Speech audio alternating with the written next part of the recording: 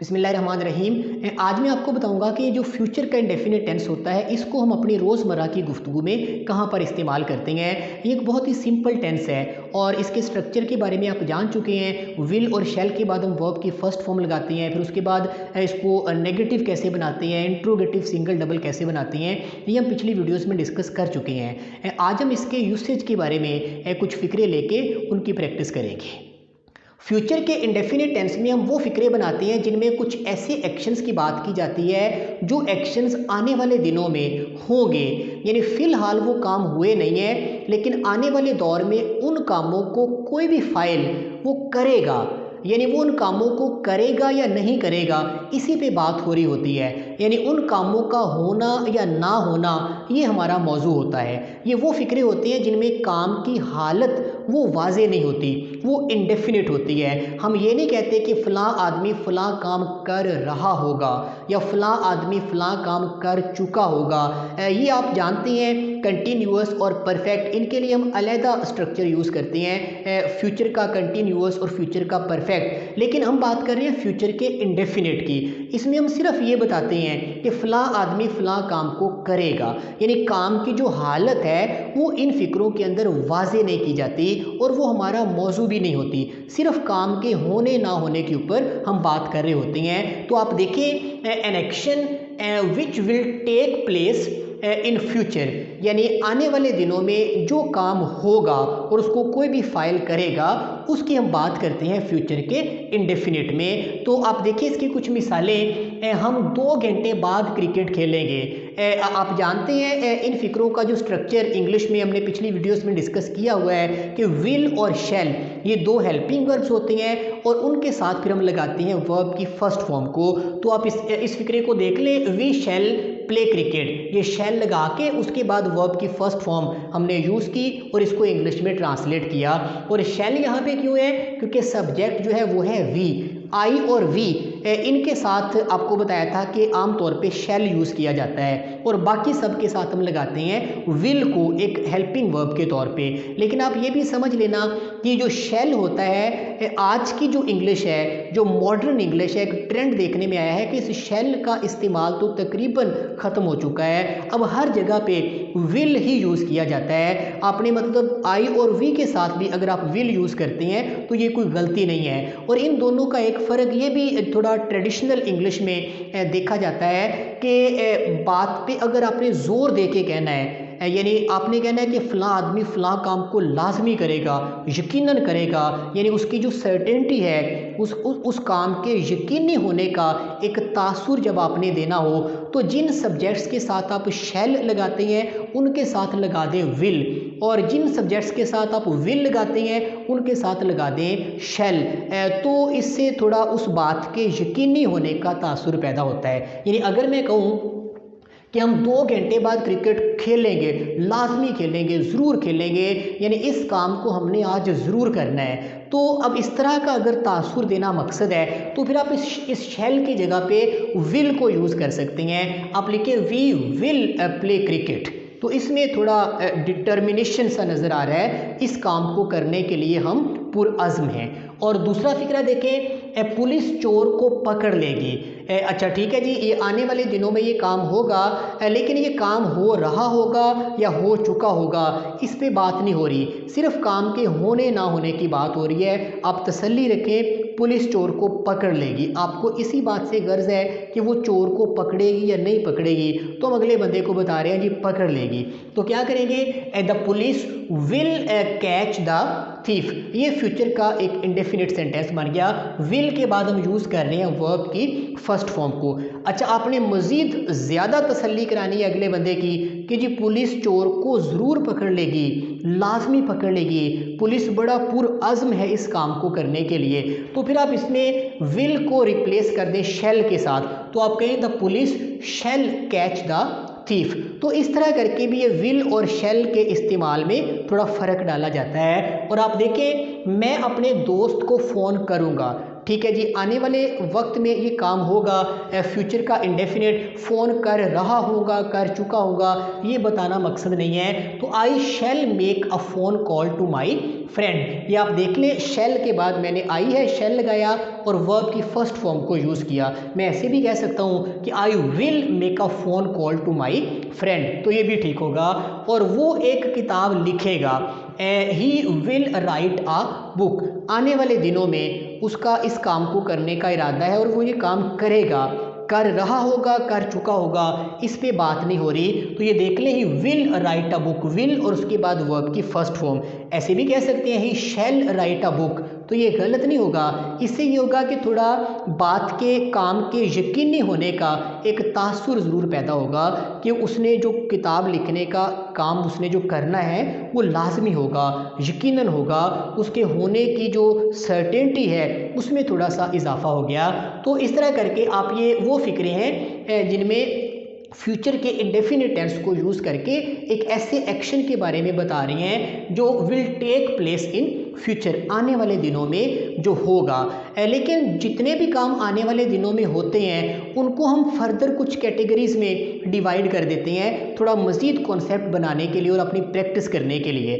अब ये जो 3 फ़िक्रे आपके सामने नीचे लिखे हुए हैं, ये देखिए फ्यूचर प्रिडिक्शंस, यानी ये आने वाले दौर की पशीन गोइयाँ, यानी इसमें भी यही है कि फ़लाँ आदमी फ़लाँ काम को करेगा।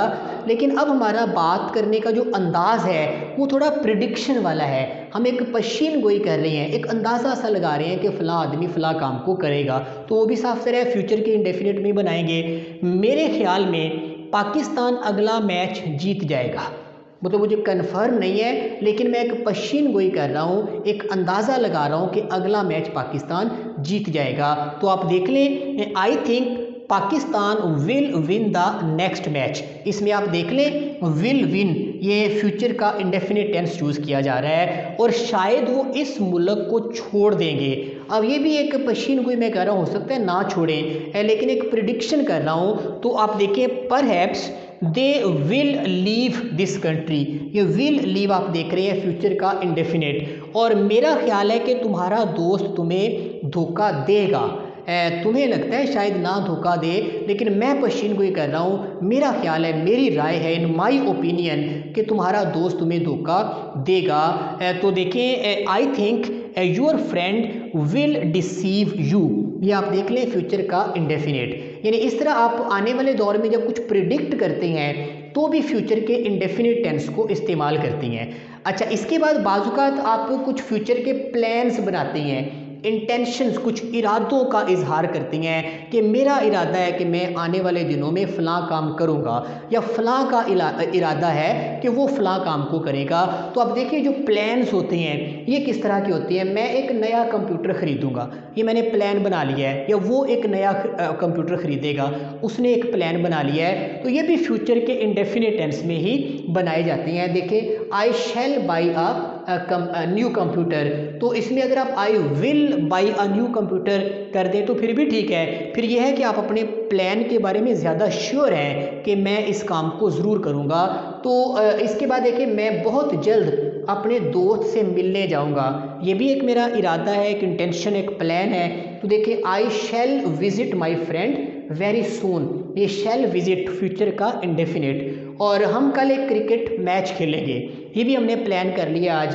तो we shall play a cricket match tomorrow, ये शैल प्ले फ्यूचर का इंडेफिनिट। यानी इस तरह जो प्लान्स होते हैं, इंटेंशंस होती हैं, वो भी कुछ ऐसे ही एक्शंस होते हैं जो हम आने वाले दिनों में, हम या कोई भी और कोई भी फाइल उनको करेगा, तो ये भी फ्यूचर के इंडेफिनिट टेंस में बनाई जाती हैं। और बाज़-औक़ात हम कुछ प्रॉमिस करते हैं, वादे करते हैं कुछ, कि मैं फ़लाँ काम को करूँगा, एक वादे के तौर पे हम इस बात को कर रहे होते हैं। तो देखिए, मैं तुम्हारी मदद करूँगा, आई विल हेल्प यू।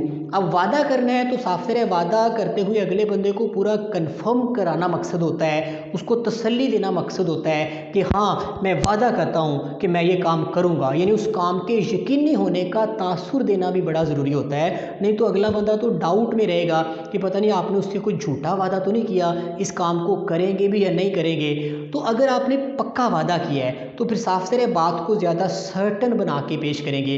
तो सर्टन बनाएंगे, यकीनी होने का तासुर देंगे, तो फिर आई के साथ भी आप विल को ही यूज़ करेंगे, शैल यूज़ नहीं करेंगे।